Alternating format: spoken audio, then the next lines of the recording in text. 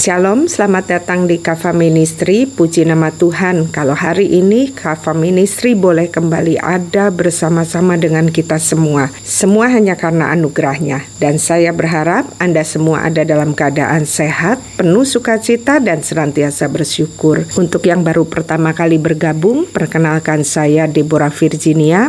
Saya berlatar belakang pendidikan seorang dokter, dan di perjalanan kehidupan saya, Tuhan panggil saya untuk melayani Tuhan, khususnya dalam bidang pembaharuan pola pikir. Jadi, apa yang ada di Kava Ministry adalah pembahasan tentang hal-hal yang berhubungan dengan pembaharuan pola pikir, terutama yang berhubungan dengan isu dan topik yang banyak muncul di akhir zaman ini. Dan kita akan membahasnya dari sudut pandang Alkitab dan juga beberapa dari ilmu kedokteran. Oh ya, karena Kava Ministry ini adalah tentang pembaharuan pola pikir, maka saya sarankan untuk Anda dapat mengikuti video-video yang ada di Kava Ministry dari awal secara berurutan, karena di setiap videonya itu ada benang merahnya, jadi saling berhubungan, sehingga dengan Anda dapat mengikutinya secara berurutan, Anda dapatkan pemahaman yang lebih lengkap. Dan dari apa yang disajikan di Kava Ministry ini selalu kami bawa di dalam doa. Jadi untuk kami membahas satu topik itu benar-benar kami menunggu apa yang Tuhan mau supaya kami bahas. Dan kadang-kadang makanya saya mungkin tidak rutin karena kami benar-benar menunggu sampai Tuhan mau menyampaikannya dengan lengkap, baru kami berani untuk menyampaikannya bagi Anda semua.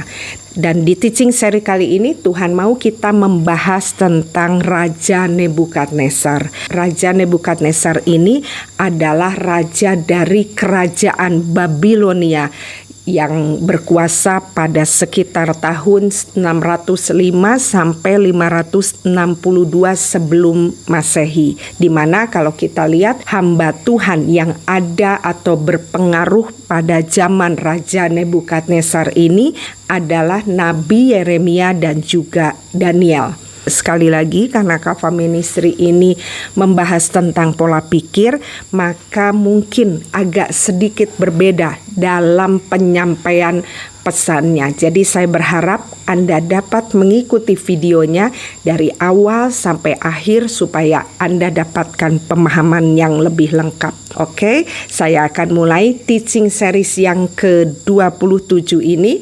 Kiranya Roh Kudus akan mengurapi kita untuk dapat memahami hikmat apa yang Tuhan mau kita pahami, khususnya untuk kita yang saat ini hidup dalam masa akhir zaman, di mana kalau kita lihat kondisi dunia hari-hari ini sudah semakin gelap. Seperti yang baru-baru ini kita bahas tentang video pesan Tuhan memasuki tahun 2026, di mana kita dapatkan bahwa dunia atau bangsa-bangsa sedang ada pada kondisi antara En-Gedi dan Eglaim, di mana En-Gedi dan Eglaim ini adalah gambaran dari tempat yang berada di dekat Laut Mati. Jadi ini menggambarkan keadaan manusia yang tidak punya pengharapan. Kenapa? Karena hidup mereka dikelilingi atau diapit antara orang fasik dan juga orang atau penguasa yang toksik. Oke, untuk kita punya pemahaman tentang keberadaan Raja Nebukadnezar secara lengkap, maka Kava Ministry juga akan mengajak Anda untuk juga belajar dan melihat karakter dari Daniel. Jadi kita mau belajar tentang keberadaan mereka secara personal. Kita mau melihat antara kelemahannya dan kekuatannya. Oke, dengan tidak berlama-lama kita akan mulai dengan kitab Daniel 1. Kita mau baca dari ayat pertama. Perikopnya adalah di Istana Babel. Pada tahun yang ketiga pemerintahan Yoyakim Yehuda, datanglah Nebukadnezar, Raja Babel, ke Yerusalem, lalu mengepung kota itu. Tuhan menyerahkan Yoyakim. Saya ulangi, Tuhan menyerahkan Yoyakim, Raja Yehuda, dan sebagian dari perkakas-perkakas di rumah Allah ke dalam tangannya, maksudnya ke dalam tangan Nebukadnezar. Semuanya itu dibawa ke tanah Sinear, ke dalam rumah dewanya. Perkakas-perkakas itu dibawanya ke dalam perbendaharaan dewanya. Sedikit kita mau melihat dahulu latar belakang kondisi yang ada di kitab Daniel 1 ini. Di mana kita dapat lihat di situ dikatakan bahwa Nebukadnezar, Raja Babel, mengepung Yerusalem. Di mana raja yang berkuasa saat itu, Raja Yehuda yang memerintah saat itu adalah Raja Yoyakim. Dan untuk kita punya pemahaman lebih lagi, maka Kava Ministry juga mau mengajak Anda untuk sedikit membahas tentang keberadaan Raja Yoyakim, karena nanti akan berhubungan dengan apa yang akan kita bahas tentang Nebukadnezar. Kita mau lihat siapa Raja Yoyakim ini dan mengapa dikatakan tadi bahwa Tuhan menyerahkan Raja Yoyakim ke Babel. Jadi siapa Yoyakim ini? Yoyakim ini adalah Raja Yehuda yang ke-18 yang memerintah antara 609 sampai 598 sebelum Masehi. Ia adalah anak kedua dari Raja Yosia. Nama asalnya adalah Elyakim, tetapi Firaun Neko mengubah namanya menjadi Yoyakim saat dia diangkat sebagai raja, dan dia mulai berontak kepada Raja Nebukadnezar dengan cara dia berhenti membayar pajak kepada kerajaan Babel. Dan kalau tadi kita melihat bahwa dikatakan bahwa Tuhan menyerahkan Raja Yoyakim ini ke tangan Raja Babel, kita mau melihat apa dosa dari Raja Yoyakim ini sehingga Tuhan sangat marah kepadanya, dan dia pakai Raja Nebukadnezar untuk akhirnya mengepung Yerusalem dan membawa bangsa Israel ke pembuangan Babel. Dan kalau kita mau baca di Alkitab, maka kita akan temukan bahwa itu semua disebabkan karena kesombongan dari Raja Yoyakim yang membuat ia begitu arogan dan memberontak kepada Tuhan. Kita dapat melihatnya dari bagaimana Raja Yoyakim ini menjadi penyembah berhala, dan dia membawa bangsa Israel juga untuk ikut menyembah berhala. Dan karena itulah makanya kita dapat melihat bagaimana bangsa Israel ini dibawa ke Babel karena mereka sudah melupakan Tuhan, dan ini membuat Tuhan sangat marah.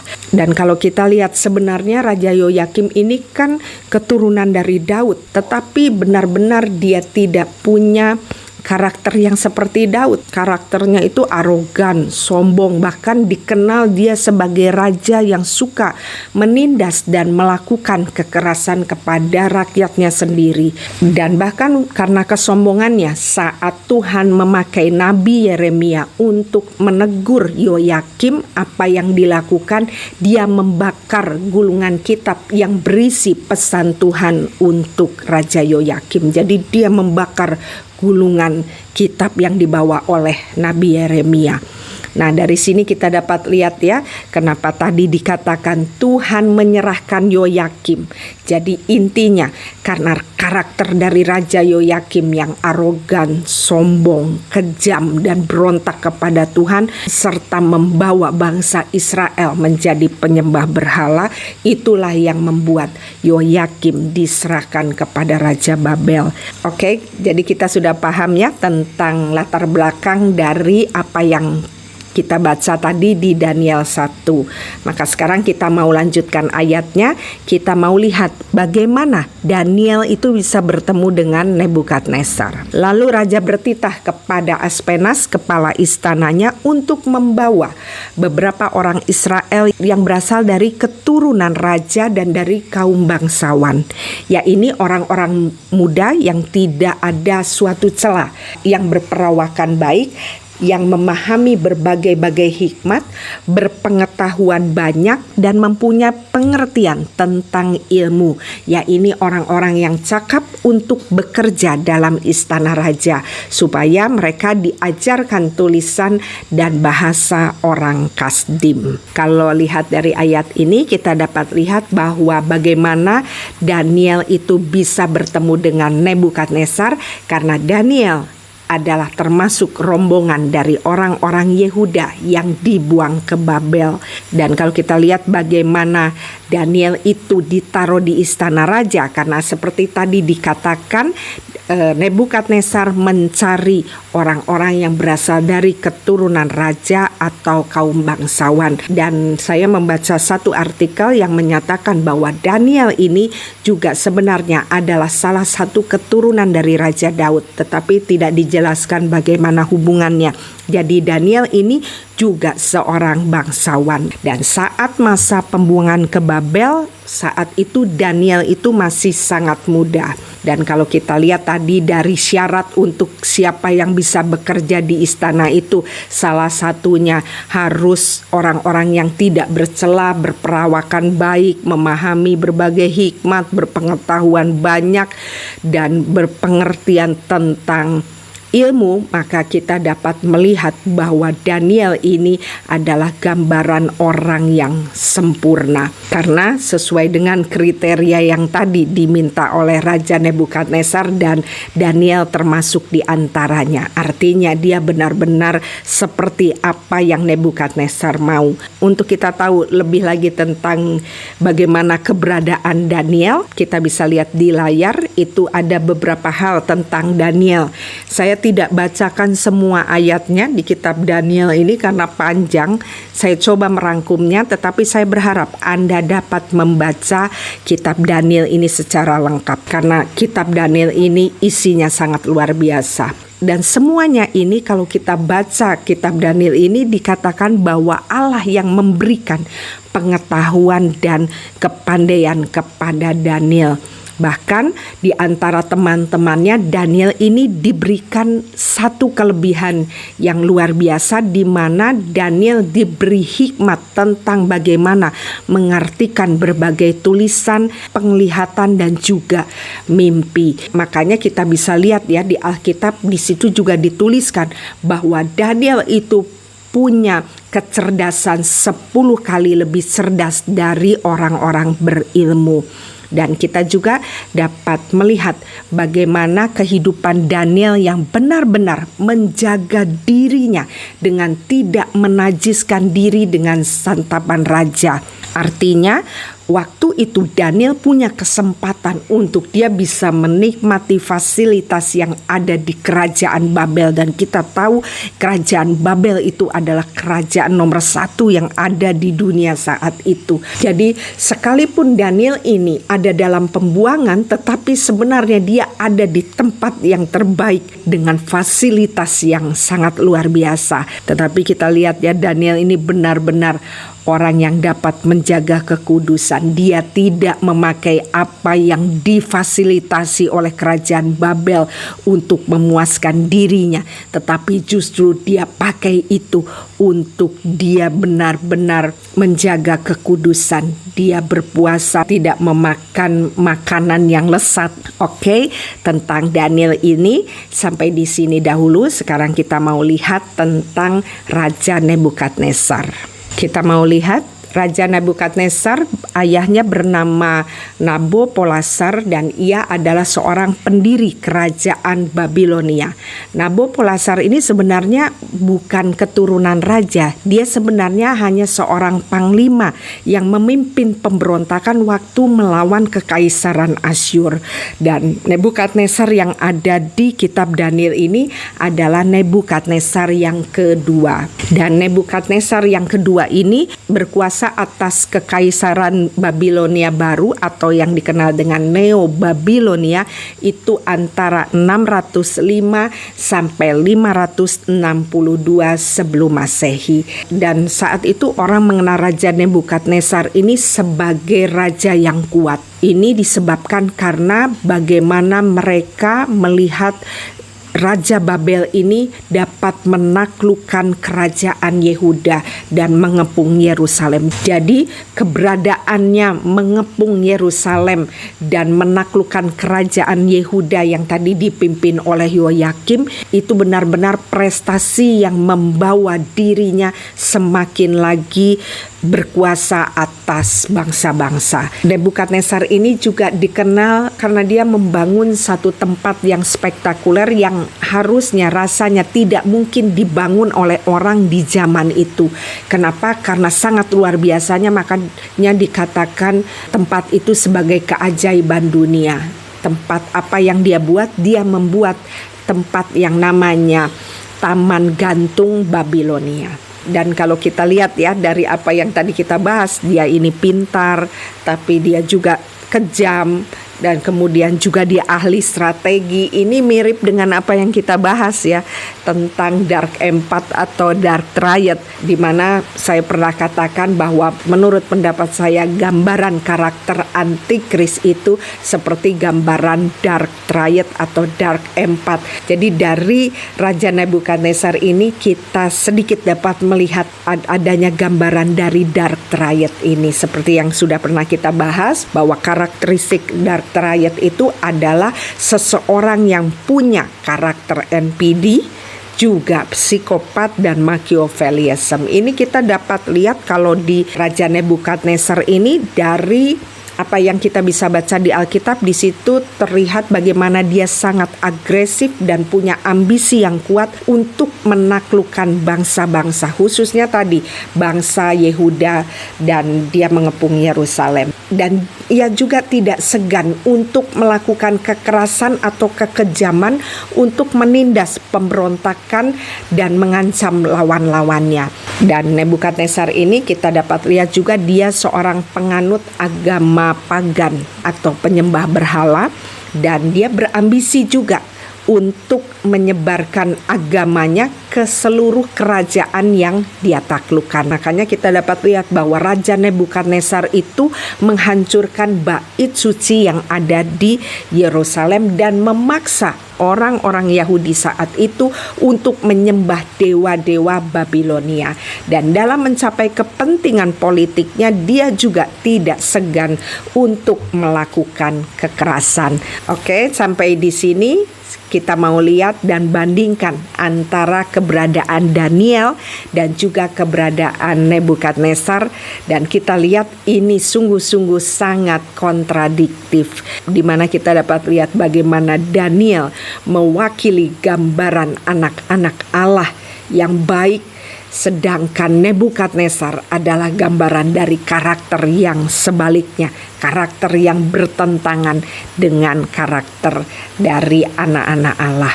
Dan keberadaan yang bertolak belakang ini mengingatkan saya tentang pembahasan kita tentang DNA gandum dan DNA lalang yang saya pernah bahas di seri NPD Video Kava Ministry yang ada di YouTube, yang saya ambil dari kitab Matius 13, di mana kalau kita mau melihat keberadaan DNA gandum itu atau bicara tentang benih anak-anak raja atau bicara tentang benih kerajaan Allah, itu sebenarnya selalu ditaruh di samping keberadaan DNA lalang atau gambaran benih yang bukan ditaruh oleh kerajaan Allah. Di mana di cerita ini kita dapat lihat ya, di mana ada Nebukadnezar, di situ juga ada Daniel.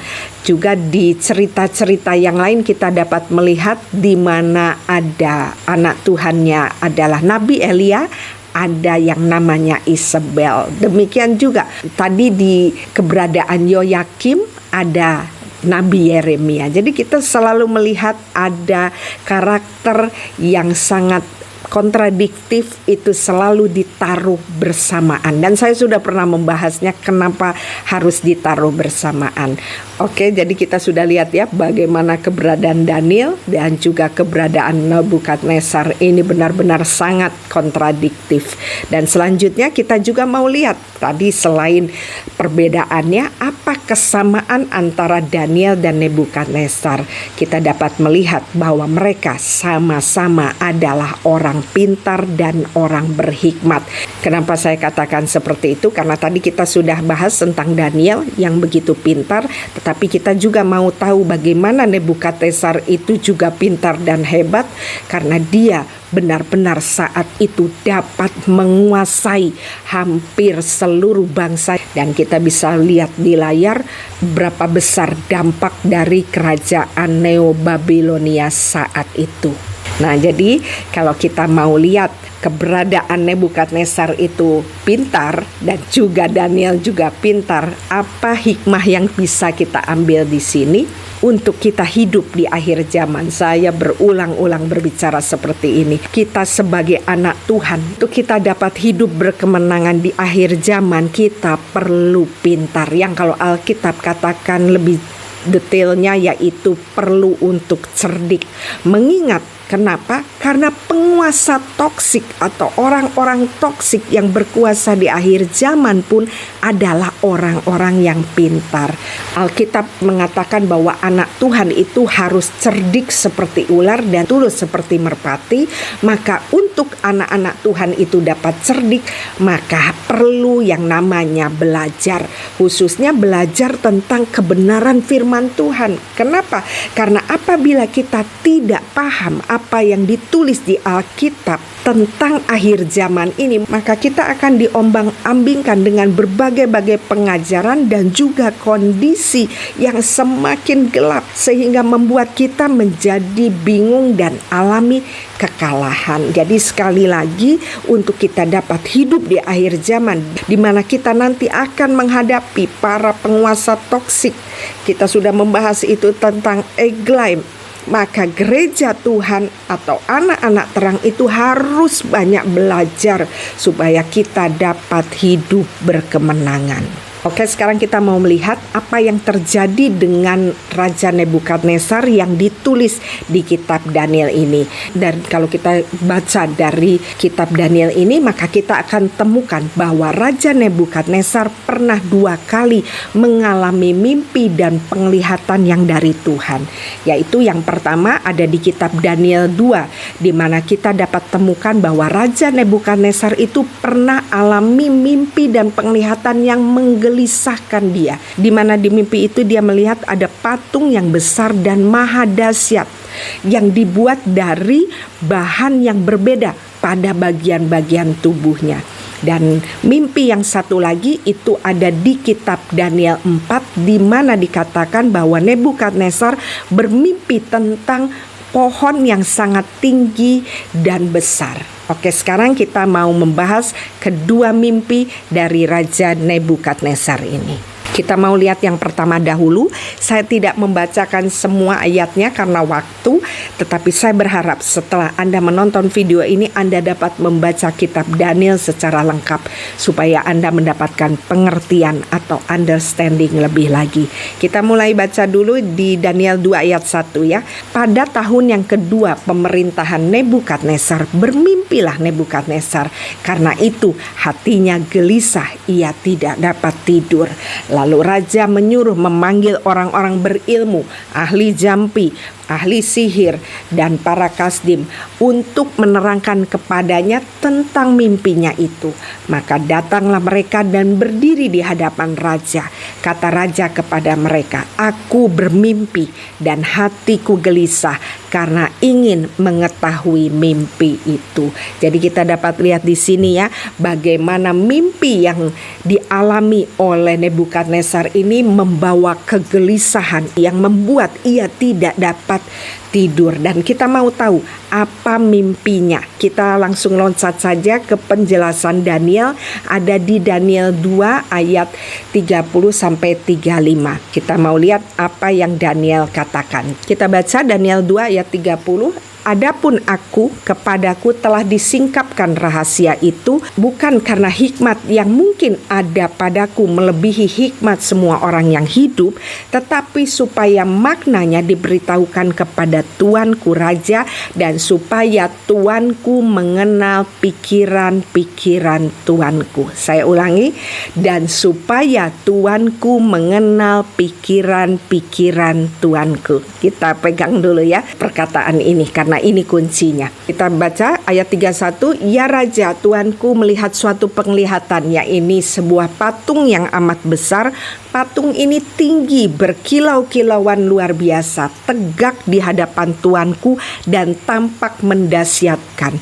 Adapun patung itu kepalanya dari emas tua, dadanya dan lengannya dari perak, perut dan pinggangnya dari tembaga, sedang pahanya dari besi dan kakinya dari besi dan sebagian lagi dari tanah liat. Sementara Tuanku melihatnya."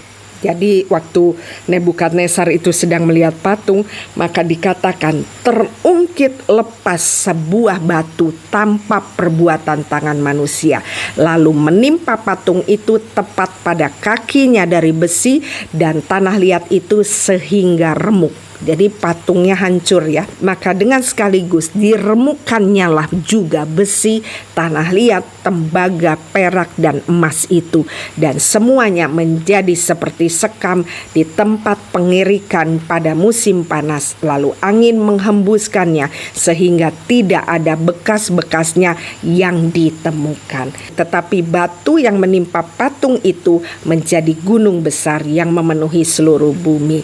Dan di ayat selanjutnya kita mau melihat apa arti dari mimpi Nebukadnezar. Dari ayat tadi kita dapatkan bahwa Nebukadnezar itu mimpi diperlihatkan tentang patung yang maha dahsyat yang terbuat dari bahan-bahan yang berbeda. Dan kalau kita baca ayat lengkap ya di Daniel yang selanjutnya, maka akan ada penjelasan yang dikatakan bahwa bagian kepala yang terbuat dari emas ini adalah bicara tentang kerajaan Babylon yang dipimpin oleh Nebukadnezar. Jadi gambaran kepala emas ini adalah bicara tentang kerajaan Nebukadnezar, kerajaan Babylon.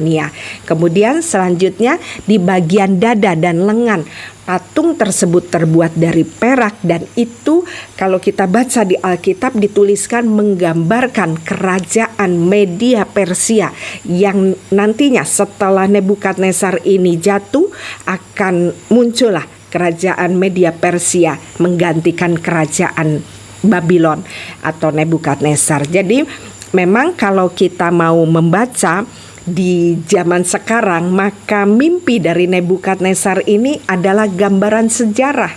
Ya, jadi memang ada kerajaan-kerajaan yang akan dibangun dan dirobohkan. Di mana kita tadi lihat bagaimana kerajaan Babilonia itu berkuasa antara 605 sampai 539 sebelum Masehi, dan sesudah itu Media Persia dari 539 sampai 331 sebelum Masehi. Dan selanjutnya yang bagian perut dan paha yang terbuat dari tembaga itu melambangkan kerajaan Yunani.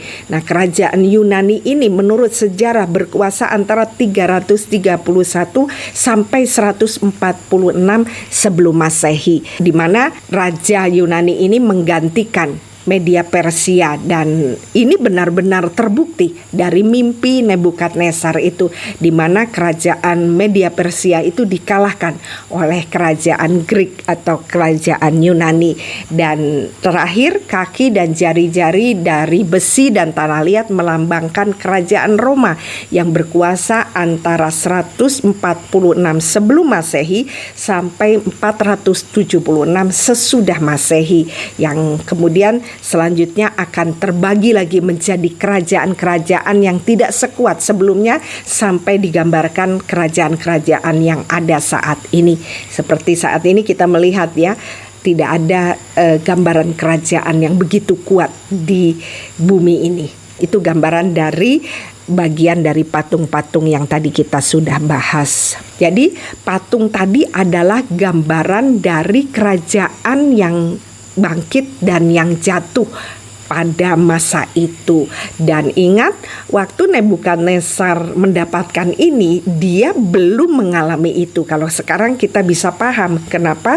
Karena kita sudah melihat apa penggenapan dari mimpinya. Tetapi Nebukadnezar saat itu dia tidak mengerti tentang keadaan ini, dan Tuhan sudah memberikan gambaran ke depan dari apa yang akan terjadi khususnya kepada kerajaannya. Kerajaan Babilonia yang sangat besar itu akhirnya akan jatuh. Karena rasanya nggak mungkin kerajaan Babel itu begitu kuat untuk jatuh. Tapi di mimpi itu diperlihatkan bahwa kerajaan Babel akan digantikan nantinya oleh kerajaan Media Persia. Dan tadi kalau kita lihat ya, dikatakan bahwa hancurnya kerajaan-kerajaan ini bukan karena perbuatan manusia, tetapi karena mereka berhadapan dengan Tuhan.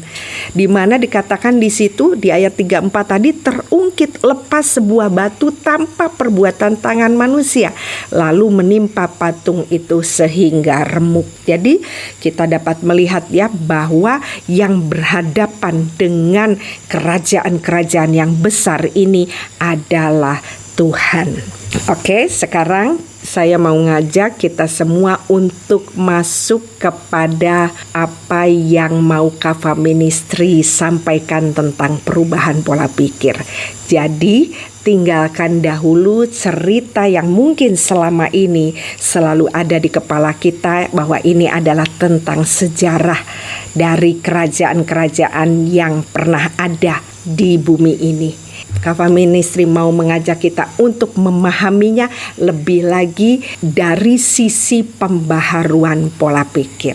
Kita mau sama-sama ya membahasnya. Ada hal yang menarik kalau kita perhatikan tadi di pasal 2 ayat 30. Saya sekali lagi bacakan. Adapun kepadaku telah disingkapkan rahasia itu. Jadi waktu Nebukadnezar minta supaya para orang-orang berhikmat yang ada di kerajaan Babilonia ini menceritakan mimpinya, dia nggak ceritakan mimpinya. Dia minta supaya orang itu menceritakan mimpinya. Ya, kalau dipikir ini permintaan yang aneh, dan kalau dia tidak bisa menceritakannya maka akan dihukum, akan dibunuh. Ini benar-benar sesuatu permintaan dari seorang dark triad yang begitu kejam, karena dia harus menceritakan mimpi dia gitu kan. Itu agak tidak masuk akal. Tetapi luar biasanya ada seorang yang bernama Daniel yang diberikan hikmat yang dari Tuhan untuk melihat mimpi penglihatan daripada Nebukadnezar ini. Jadi dia ceritakan mimpi yang tepat seperti apa yang Nebukadnezar alami. Dikatakan, adapun kepadaku telah disingkapkan rahasia ini. Jadi Tuhan bukakan kepada Daniel. Bukan karena hikmat yang mungkin ada padaku melebihi hikmat semua orang hidup. Dia katakan, bukan karena aku pintar dan Tuhan mau melakukan sesuatu kepadaku, tetapi supaya, ini ternyata dari sini kuncinya. Maknanya diberitahukan kepada Tuanku Raja, dan supaya Tuanku mengenal pikiran-pikiran Tuanku. Jadi memang sepertinya Tuhan yang membuat skenario ini, dia membuat satu penglihatan dan dia membuat Nebukadnezar ini mengalami kegelisahan sehingga dia tidak bisa tidur, sehingga dia akhirnya bertemu dengan Daniel dan Daniel menceritakan. Sekali lagi saya mau bacakan, di situ dikatakan supaya maknanya diberitahukan kepada Tuanku Raja. Jadi ini bicara tentang pribadi seorang Nebukadnezar. Tuhan punya pesan baginya.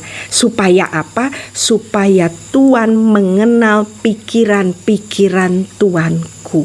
Cukup aneh ya kalau kita melihat ini. Mana mungkin seorang raja yang hebat tidak mengenal pikirannya? Rasanya mustahil. Tetapi dari apa yang Tuhan katakan supaya dia mengenal pikiran, artinya secara tidak langsung Tuhan mau katakan Nebukadnezar tidak mengerti tentang pikiran-pikirannya. Dan bicara tentang pikiran mengingatkan kita tentang apa? Tentang level jiwa yang dipahami oleh orang Ibrani yang sudah kita bahas dari seri awal. Kita bisa lihat di layar ya, kita ulang lagi, di mana kita dapat lihat di layar itu adalah level jiwa dari manusia. Dan kalau kita mau lihat di situ ada apa saja, ada nefes, ada ruah, ada nesyama. kemudian ada Kava, dan ada Yesida. Nefes adalah level jiwa yang paling mendekat kepada tubuh fisik. Jadi karena kita ini manusia roh, ya, dari roh benar-benar kita dapat menjadi bentuk fisik, itu ada gradasinya. Dan nefes inilah yang paling dekat dengan tubuh fisik. Kalau kita mau melihat, itu berhubungan dengan yang namanya hawa nafsu. Dan manifestasinya itu berupa tindakan. Saya nggak bahas banyak di sini karena saya sudah sering bahas tentang ini. Yang kedua adalah ruah. Ruah ini adalah bicara tentang apa? Bicara tentang tempat dari ego kita, tempat dari keinginan kita, tempat dari emosi kita. Makanya kalau kita mau lihat, manifestasinya itu berupa perkataan. Nah, yang ketiga itu adalah nesyama. Ini yang akan kita bahas, di mana kalau kita mau melihat, ini adalah level jiwa yang berhubungan dengan apa? Dengan pikiran. Kita bisa melihat di situ dikatakan bahwa ini adalah tempat di mana manusia itu dapat berhubungan dengan Tuhan. Jadi di level jiwa inilah kita dapat berhubungan dengan Tuhan.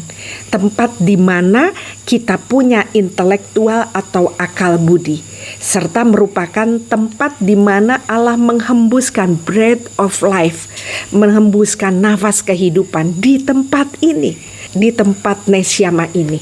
Allah menghembuskan nafas kehidupan. Untuk kita paham tentang ini, kita buka sedikit tentang kitab Ayub. Ayub 34 ayat 14 dikatakan, jikalau ia menarik kembali rohnya dan mengembalikan nafasnya kepadanya, maka binasalah bersama-sama segala yang hidup dan kembalilah manusia kepada debu. Kata mengembalikan nafasnya, nafas di situ kalau kita lihat bahasa aslinya yang ditulis adalah nesyama. Makanya dari ayat ini, kalau kita mau melihat, ya, ini adalah gambaran tentang keberadaan manusia, di mana dikatakan jikalau ia, siapa yang dapat bisa menarik nafas kita? Tuhan, ya. Dia menarik, artinya Tuhan kembali menarik rohnya dan mengembalikan nafas, mengembalikan nesyama, mengembalikan intelektual, mengembalikan pikiran kepada Tuhan, maka binasalah bersama-sama segala yang hidup dan kembalilah manusia kepada debu. Jadi apa maksudnya di sini? Artinya manusia kalau level jiwa yang namanya nesyama ini kembali atau diambil. Nanti kita mau lihat Nebukadnezar alami ini.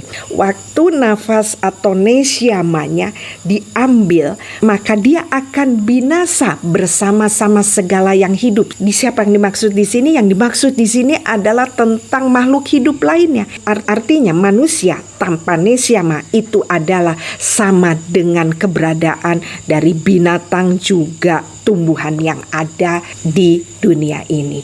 Jadi seperti yang saya sudah katakan, apa yang membedakan kita dengan binatang?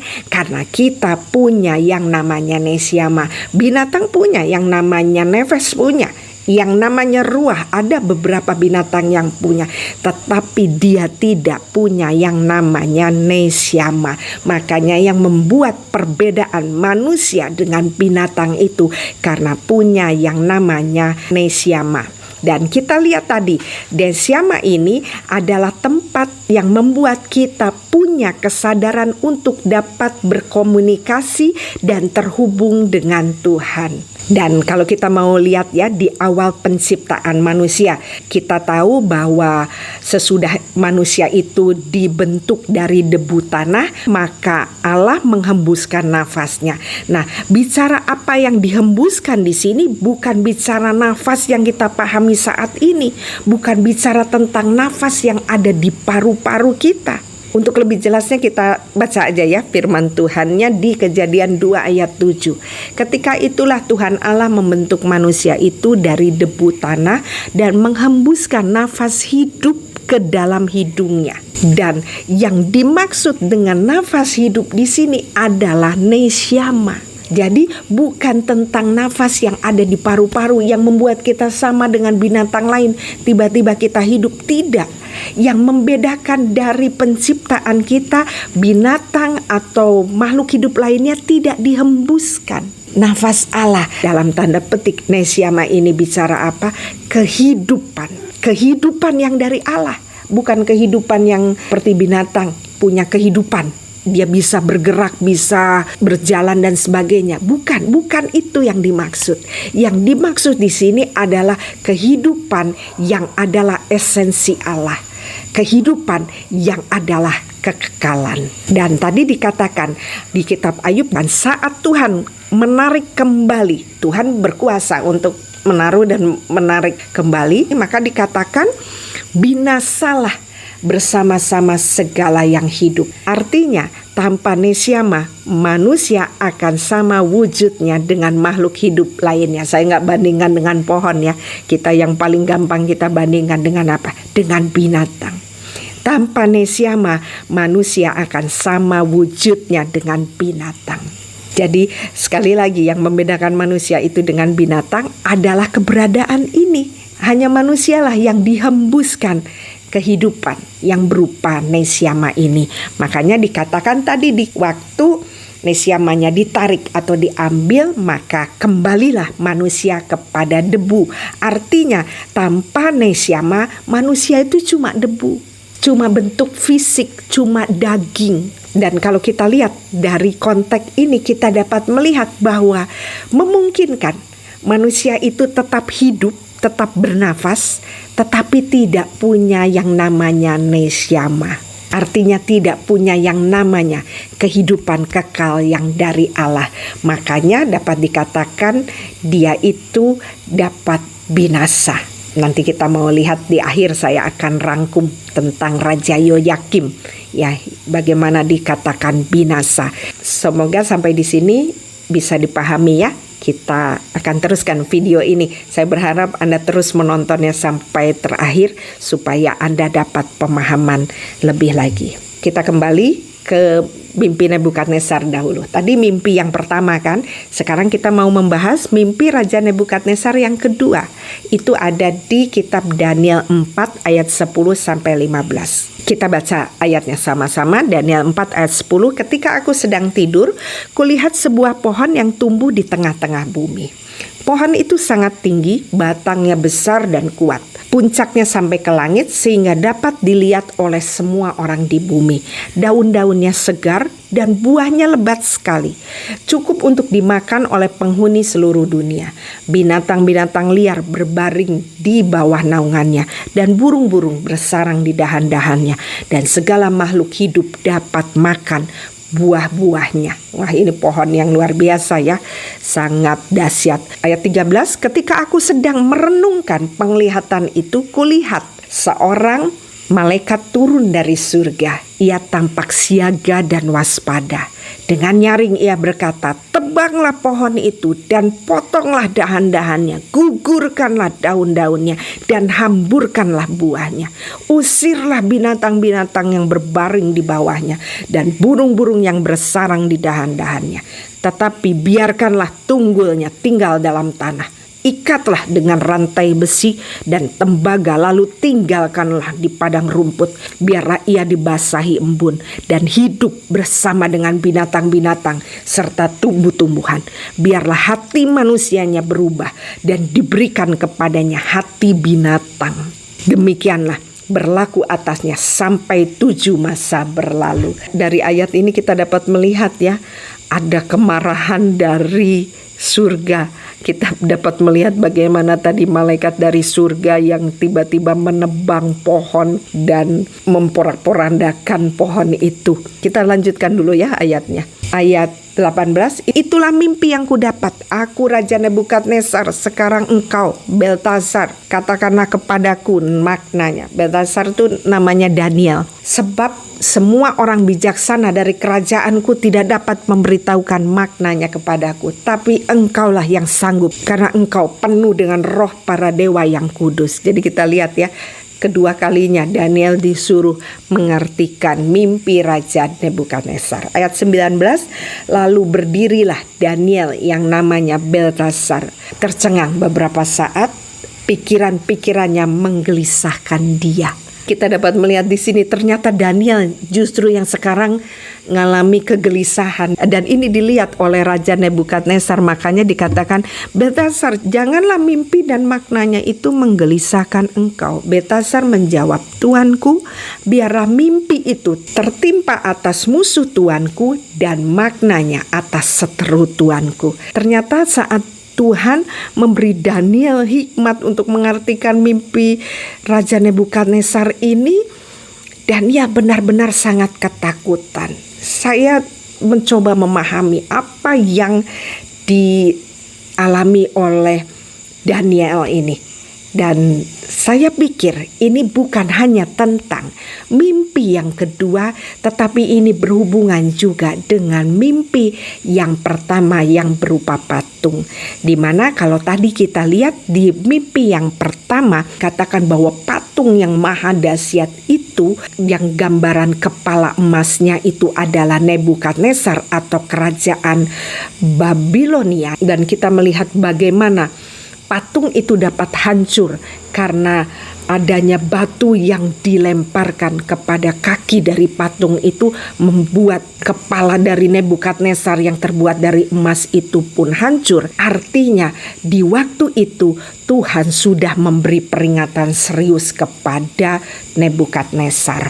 Di mimpi yang kedua ini pun sama.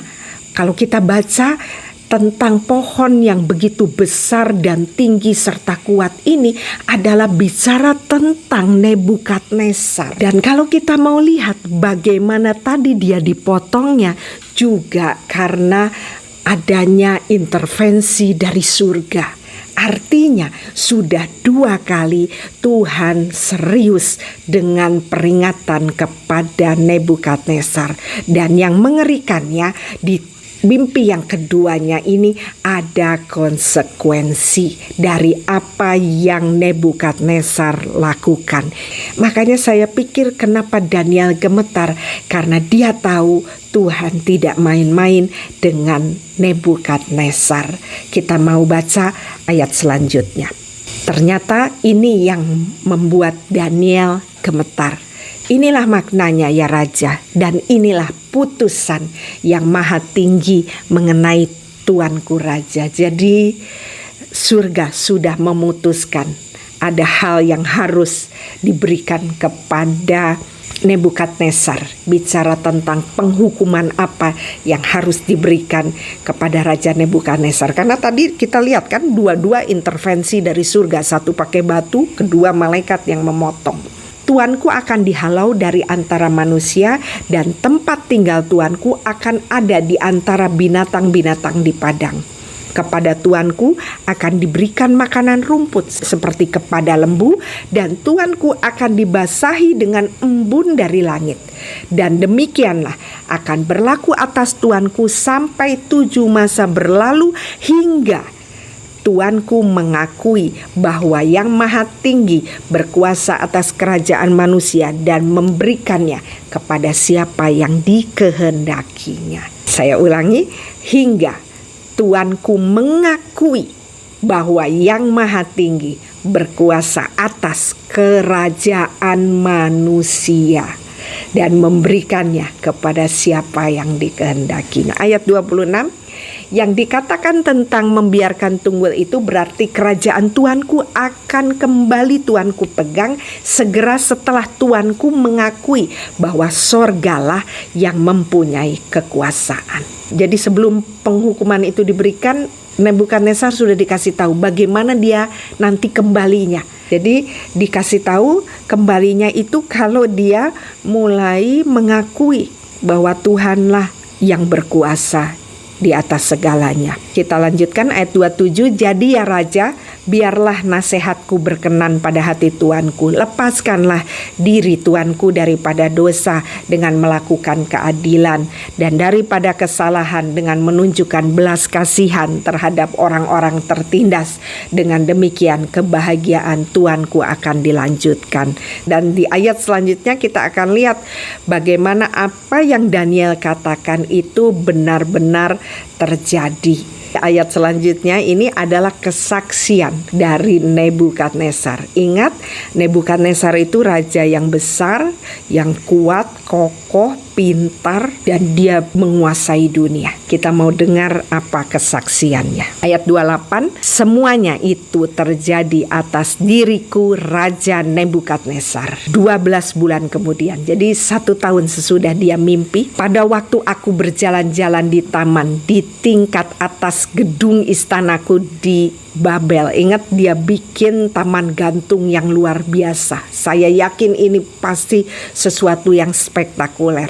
Waktu dia lihat itu sangat luar biasa, di ayat 30 dia katakan, aku berkata, lihat alangkah hebatnya kota Babel. Akulah yang membangun menjadi ibu kota negara untuk membuktikan kekuasaan dan kekuatanku, keagungan dan kebesaranku. Apa yang kita lihat di sini? Nebukadnezar sombong. Dia merasa bahwa bagaimana hebatnya Babilonia itu karena kekuatan dialah, maka Babilonia itu begitu hebat dan megah. Kita baca ayat 31-nya. Aku belum habis bicara, jadi dia belum selesai nih sombongnya, ketika terdengar suara dari langit. Lihat ya, untuk orang-orang yang toksik itu bukan manusia yang menghadapinya. Yang menghadapinya itu Tuhan. Makanya yang saya katakan di seri kemarin, kita gak usah payah untuk membuat mereka menjadi sadar. Karena yang membuat mereka kembali untuk menyadari itu biasanya intervensi dari surga, dan itu sakit. Makanya kita lebih lagi ya paham tentang orang-orang toksik ini. Kita mau lihat ayatnya, katakan, aku belum habis bicara ketika terdengar suara dari langit. Raja Nebukadnezar, dengarlah ini. Kekuasaanmu sebagai raja telah diambil daripadamu. Jadi ada yang diberikan kepada Nebukadnezar, maka Nebukadnezar itu menjadi hebat. Tetapi ada juga yang diambil saat ini. Kita mau baca ayat selanjutnya. Ini saya pakai Alkitab bahasa Indonesia sehari-hari, jadi mungkin kurang familiar ya untuk kita yang sering membaca Alkitab kita. Ini kata-katanya dikatakan, engkau akan diusir dari masyarakat manusia dan hidup dengan binatang-binatang di padang. Selama 7 tahun engkau akan makan rumput seperti sapi. Setelah itu engkau akan mengakui bahwa Allah yang Maha Tinggi berkuasa atas kerajaan manusia, dan kerajaan itu diberikannya kepada siapa-siapa yang dipilihnya. Jadi kalau kita mau lihat, sebenarnya Raja Nebukadnezar ini menjadi besar karena Tuhan, tetapi dia merasa bahwa itu karena dirinya. Pada saat itu juga ayat 33, kata-kata itu menjadi kenyataan. Aku Nebukadnezar diusir dari masyarakat manusia dan makan rumput seperti sapi. Tubuhku dibasahi embun, rambutku menjadi sepanjang bulu elang, dan kukuku sepanjang cakar burung. Apa yang dapat kita lihat di sini? Nebukadnezar keadaannya sama seperti keberadaan binatang. Kenapa manusia yang hebat, raja yang besar, yang luar biasa, tiba-tiba menjadi binatang? Kita baca ayat selanjutnya. Ketika masa 7 tahun itu lewat, ingat tadi surat keputusan yang diartikan oleh Daniel bahwa dia akan mengalami keberadaan seperti binatang selama 7 masa. Nah, keadaan ini adalah sesudah waktu akan berakhir masa penghukuman dari Nebukadnezar. Kita baca apa yang terjadi dengan Nebukadnezar. Dikatakan, aku menengadah ke langit, lalu kembalilah kesadaranku. Sekali lagi saya bacakan, aku menengadah ke langit, lalu kembalilah kesadaranku. Kita lanjutkan dulu ya. Maka kupuji Allah yang Maha Tinggi, kusanjung dan kumuliakan Dia yang hidup kekal itu, Allah yang menjadi raja untuk selamanya. Ia berkuasa sepanjang masa. Jadi kita dapat melihat di sini ya, tadi dikatakan bahwa ada yang dikembalikan. Dan yang dikembalikan ini membuat kesadarannya kembali.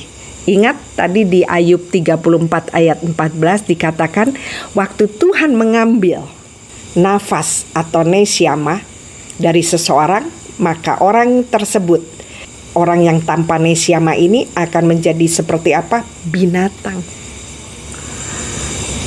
Persis seperti apa yang dialami oleh Nebukadnezar. Jadi tadi waktu Nebukadnezar sombong saat melihat kemegahan Babel, dia pikir wah ini karena hebatnya saya. Kita pun sering seperti itu ya.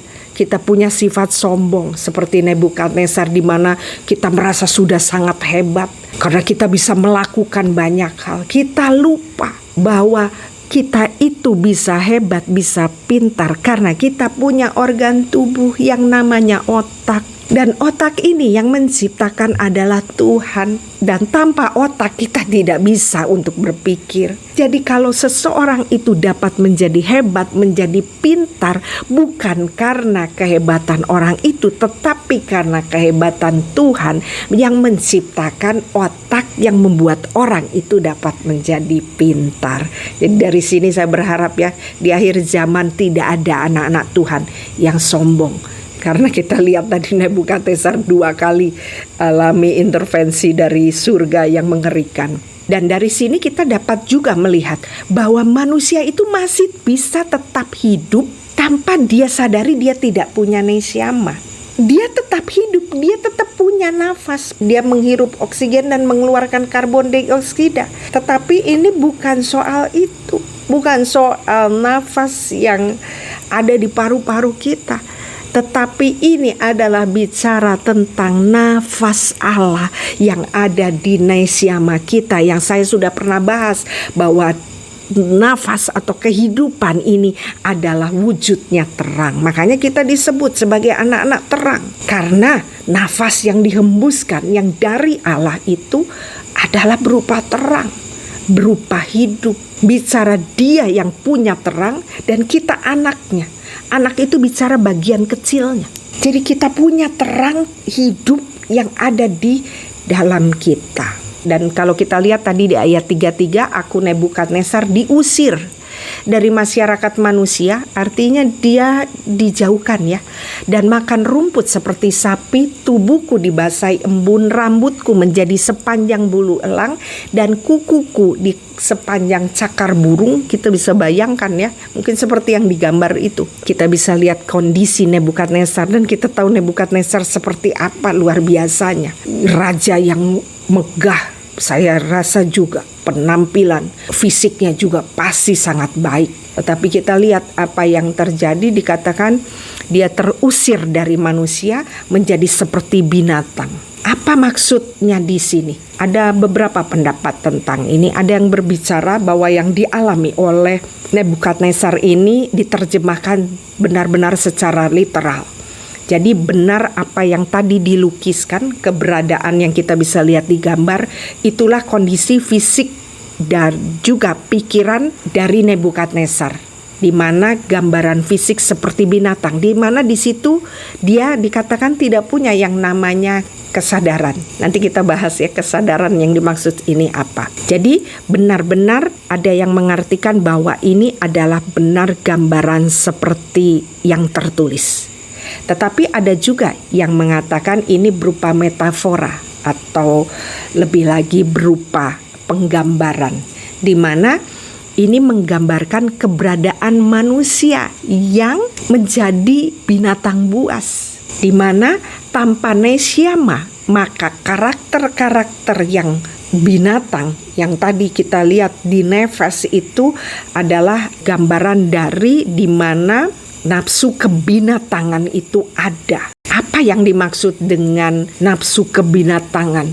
bicara yang sering saya katakan, nefes itu seperti gambaran binatang buas. Jadi bisa juga ini adalah gambaran dari Nebukadnezar yang semakin serakah, yang hanya berpikir tentang pemuasan dirinya, dan semakin jahat, semakin tidak punya empati dan arogan. Bisa juga diartikan seperti itu, karena kita dapat lihat bagaimana orang yang hidup dengan hawa nafsu itu hanya bicara tentang hukum rimba, di mana saya kuat, di situ saya mendominasi. Jadi kita bisa bayangkan bahwa ini mungkin tidak gambaran seperti binatang, tapi karakternya semakin jahat. Makanya tadi dikatakan dia diusir dari manusia. Tidak ada yang manusia mau hidup dengan orang yang begitu jahat.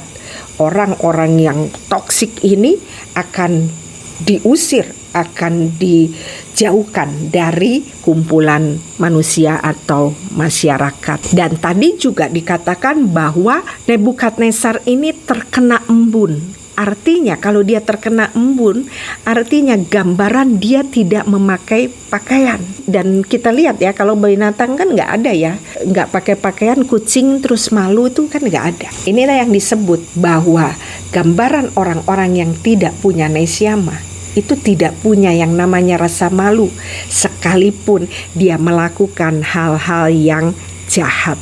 Kita mau melihat ini terjadi di akhir zaman, di mana kita lihat banyak manusia yang melakukan kejahatan tetapi tidak malu.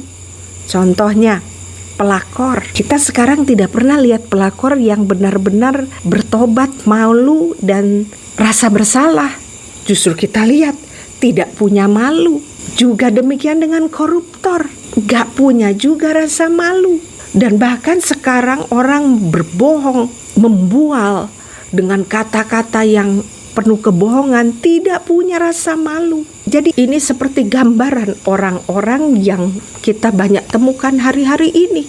Mereka tidak punya malu. Dan saya sudah pernah membahas di seri NPD yang keberapa ya, saya lupa, tentang otak NPD, di mana ditemukan mereka punya singular cortex yang kurang baik, dan di mana singular cortex itu adalah berhubungan dengan yang namanya rasa malu. Makanya dikatakan bahwa orang-orang toksik ini banyak melakukan kejahatan tapi mereka nggak punya rasa malu.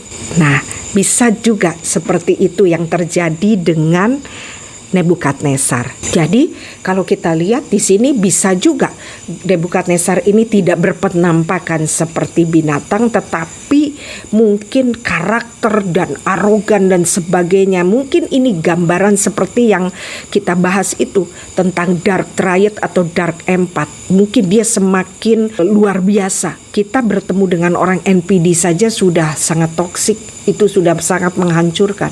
Tapi gambaran yang lebih lagi dari itu, yang saya katakan ada gambaran yang mungkin ini menurut pendapat saya, gambaran karakter antikris akan seperti Dark Empat atau Dark Triad.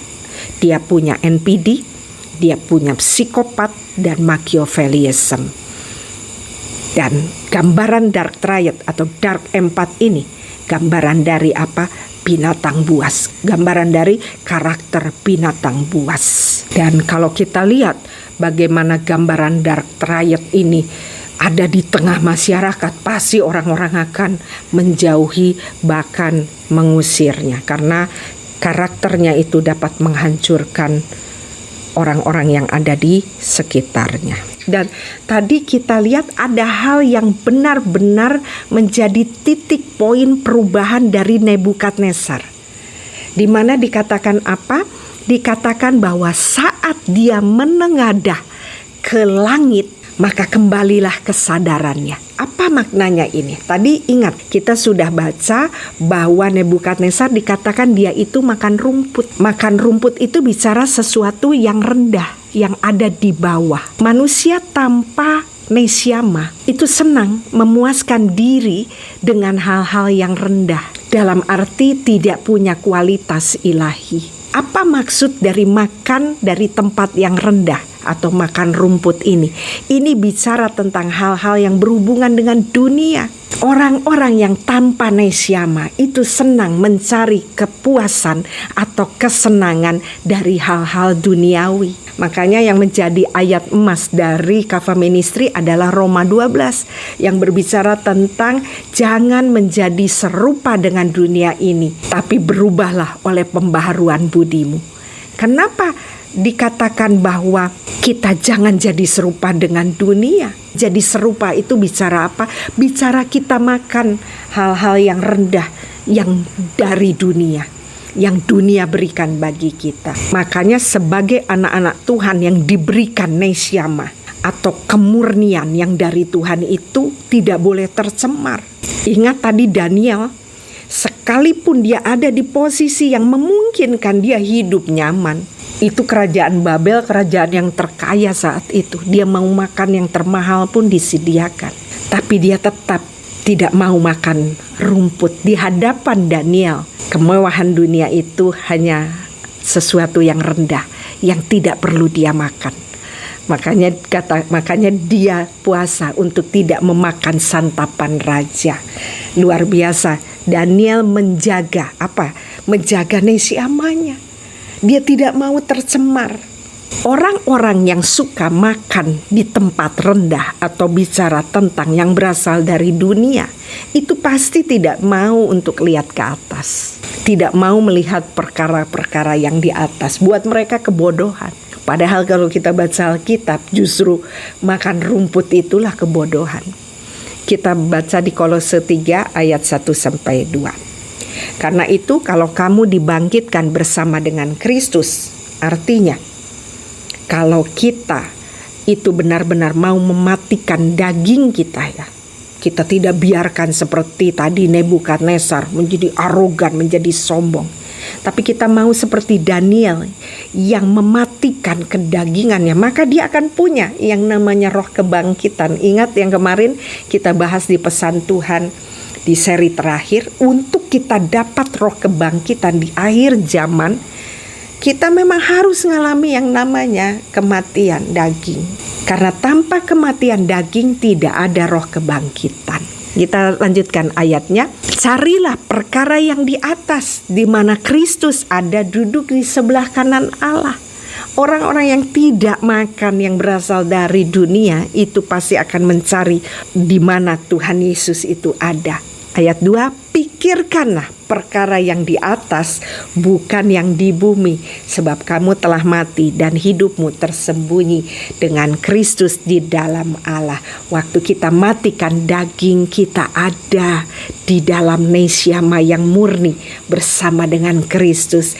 Dan apabila Kristus yang adalah hidup kita, yang ada di nesyama kita, menyatakan diri kelak, bicara apa waktu kita dibawa kepada Bapa di surga, dikatakan kamu pun akan menyatakan diri bersama dengan Dia dalam kemuliaan. Wow, dahsyat, ini dahsyat sekali. Saya merindukan waktu itu. Dan ayat 4 tadi dikatakan apabila Kristus yang adalah hidup.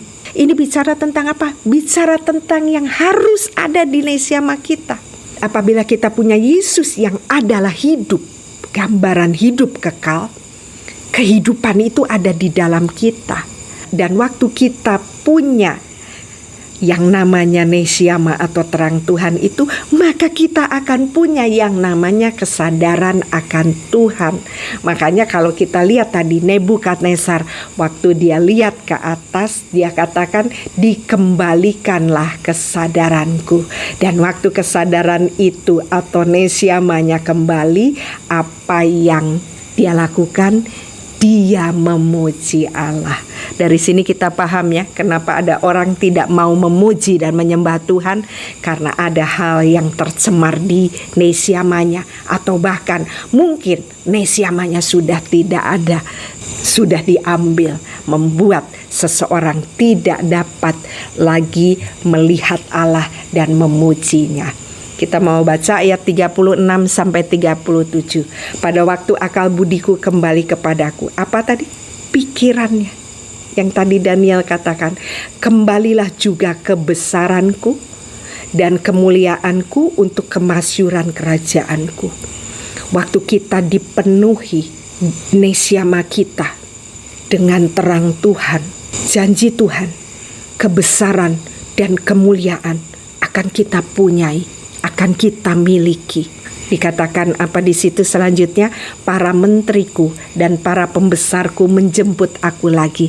Aku dikembalikan kepada kerajaanku, bahkan kemuliaan yang lebih besar dari yang dahulu diberikan kepadaku. Jadi sekarang aku, Nebukadnezar, perhatikan, memuji, meninggikan dan memuliakan Raja Sorga yang segala perbuatannya adalah benar dan jalan-jalannya adalah adil, dan yang sanggup merendahkan mereka yang berlaku congkak. Wow, dahsyat.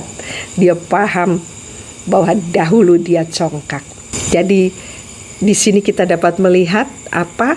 Nebukadnezar mengenal pikirannya. Dia tahu tadi bahwa dirinya congkak, dan dia tahu bahwa saat Tuhan yang berkuasa, berdaulat itu mengambil nesiamanya, maka tadi dia ngalami hal yang seperti binatang keberadaannya.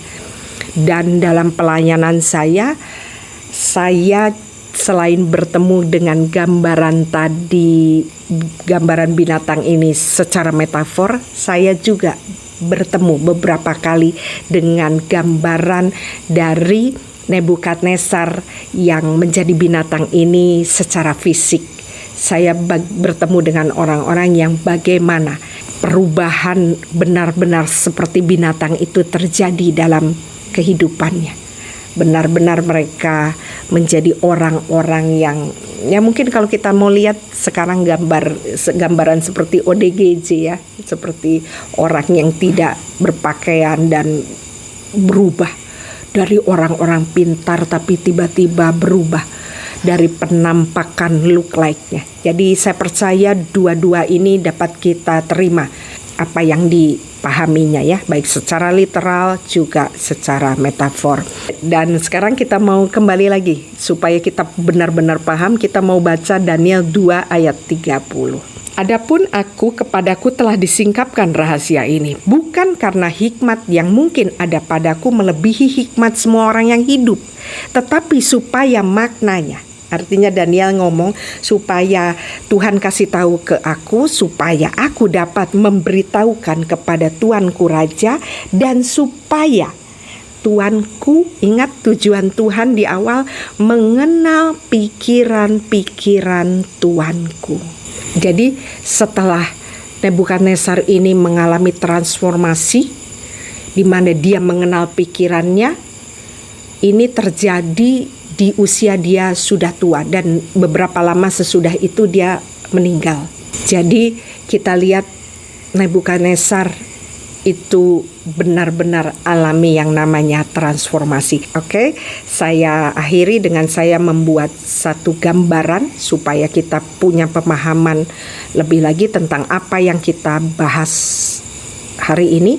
Pertama tadi kita lihat Raja Yoyakim, yang kalau kita lihat sebenarnya dia keturunan Raja Daud. Bicara pastinya ini benih keturunan dari orang yang diurapi Tuhan. Tetapi lihat, dia punya karakter yang arogan, sombong, dan berontak kepada Allah. Dan kita sudah ketahui bahwa bagaimana dia bisa mengalami ini karena dia tercemar.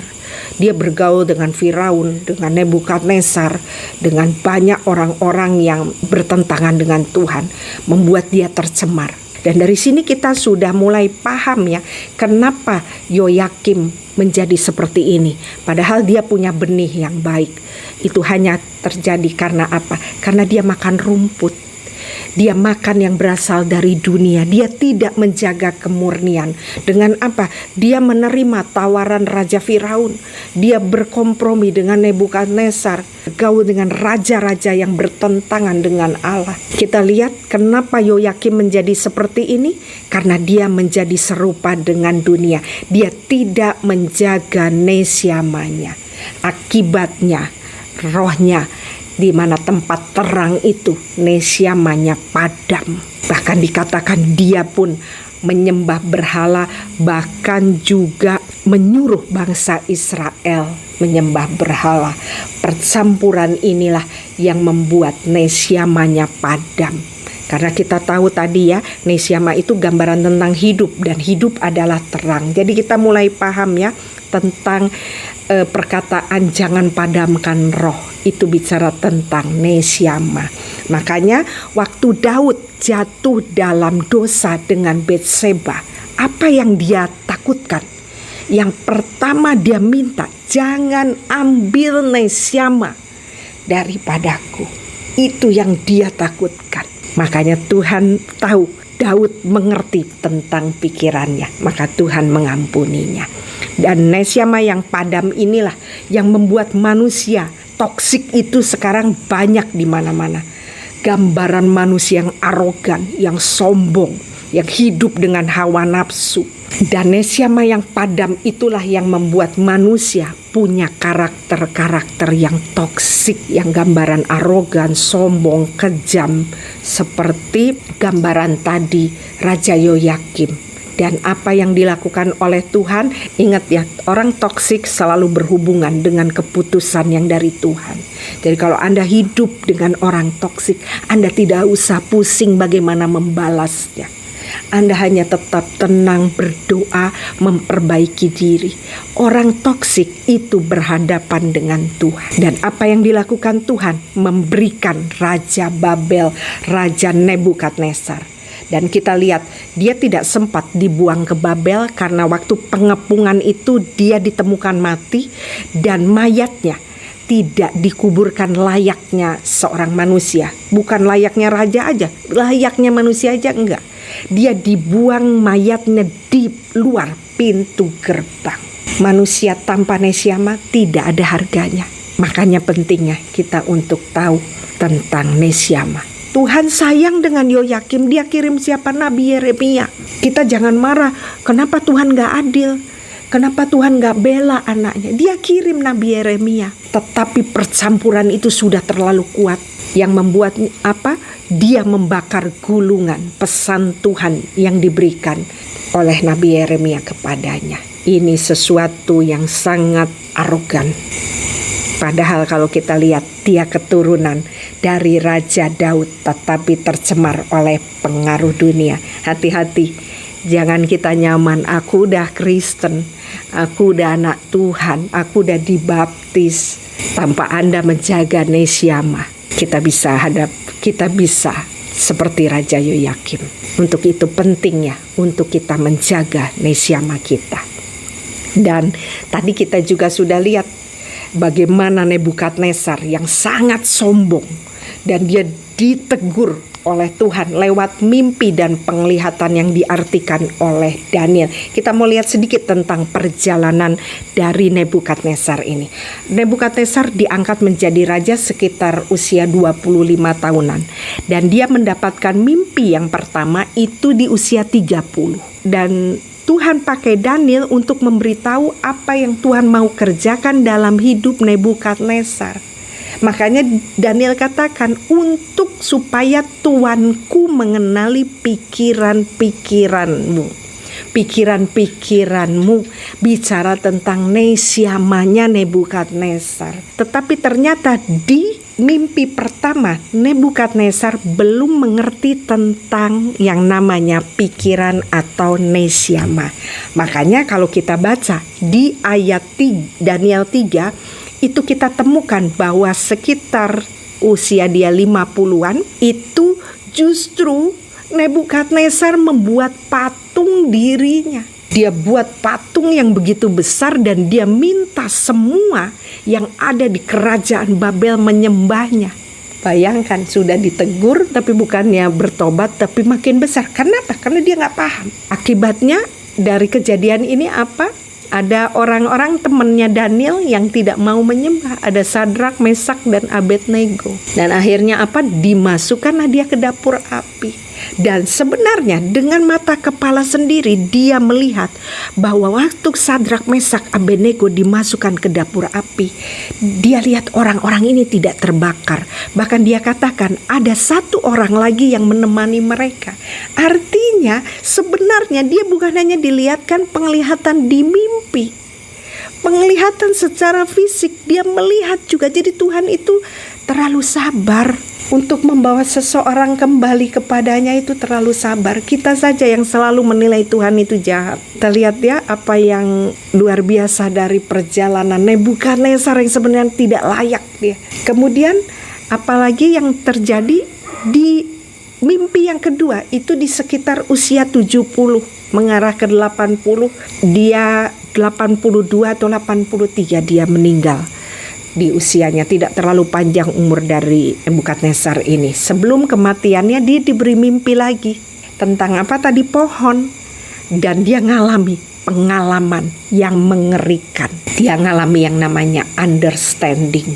Kalau kita sering ngomong Tuhan beri pengertian, tahukah kita tentang pengertian? Pengenalan akan Tuhan membutuhkan, pertama adalah hikmat, kedua pengetahuan. Jadi penting anak-anak Tuhan itu harus tahu, belajar. Kemudian yang ketiga itu adalah understanding. Understanding itu apa? Pengenalan akan Tuhan yang harus dialami dengan cara penghancuran daging. Makanya kemarin saya membahas tentang suffering servant. Kenapa dagingnya dihancurkan terus? Supaya dia semakin mengalami kemuliaan Tuhan, supaya nesiamanya semakin dimurnikan, supaya terangnya semakin bercahaya. Kegelapan yang hanya 5 watt tidak mungkin menerangi dunia yang sedang gelap. Butuh ribuan watt mungkin, lebih lagi untuk dapat menerangi dunia yang gelap. Bagaimana dengan kegelapan? Kita cuma punya nesiama, lampunya 5 watt, kita mau menerangi dunia. Ayo kita bangkit jadi terang. Gak bisa. Nah, untuk ngalami understanding ini, kita ngalami yang nama penghancuran daging. Nebukadnezar alami, dia rasa menjadi seperti binatang. Dan kita lihat di akhirnya nesiamanya dikembalikan dan dia kembali memuji Tuhan. Artinya dia mendapatkan nesiama yang murni. Jadi apa yang kita belajar dari sini, bahwa sebenarnya Raja Babel yang bukan keturunan Yahudi atau bangsa Israel, tetapi saya melihat ada kasih karunia Tuhan yang besar atasnya, di mana lewat keberadaan Daniel yang hidup di pembuangan. Ingat, Daniel ini bisa hidup di pembuangan bukan karena kesalahannya. Dia ada di pembuangan karena Tuhan punya rencana. Jadi mungkin sebagian dari kita yang mungkin mengeluh, kenapa Tuhan aku hidupku ada di tengah keluarga yang toksik, aku memiliki suami atau istri yang toksik.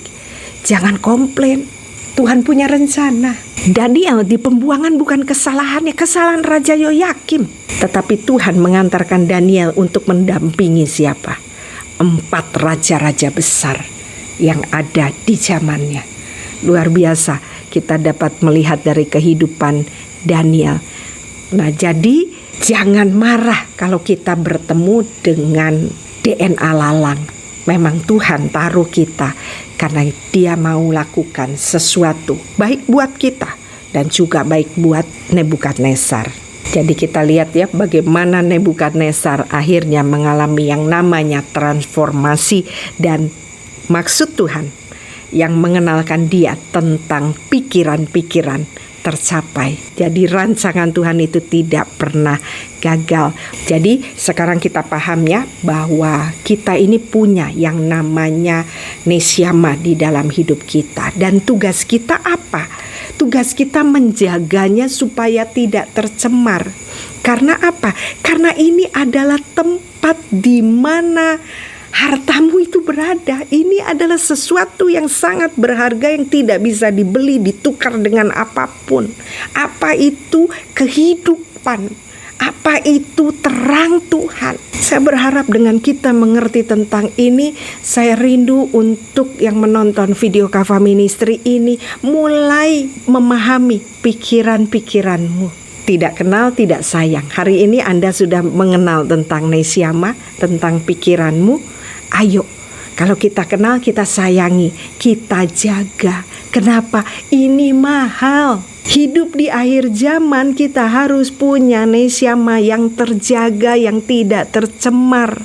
Supaya tidak seperti Raja Yoyakim yang di awal dia mengenal tentang Tuhan yang dahsyat. Dia mengenal cerita-cerita dari nenek moyangnya. Tetapi karena dia biarkan dirinya tercemar. Tadi dia dikasih nama sama Firaun aja dia ganti nama.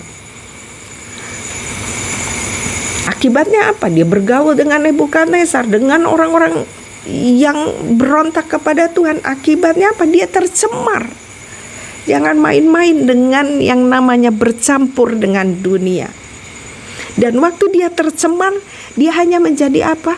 Manusia tanpa Nesiama, hanya seonggok daging yang waktu matinya saja dibuang, dilemparkan di pintu gerbang, tidak ada harganya. Manusia tanpa Nesiama tidak punya harga. Bukan seperti yang kata dunia, orang yang punya segalanya itu orang hebat. Tidak, orang yang punya Nesiama itulah orang yang luar biasa, orang yang dahsyat.